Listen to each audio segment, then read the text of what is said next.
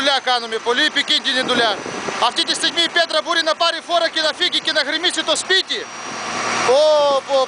Πολύ επικίνδυνη δουλειά. Τι κάνουμε.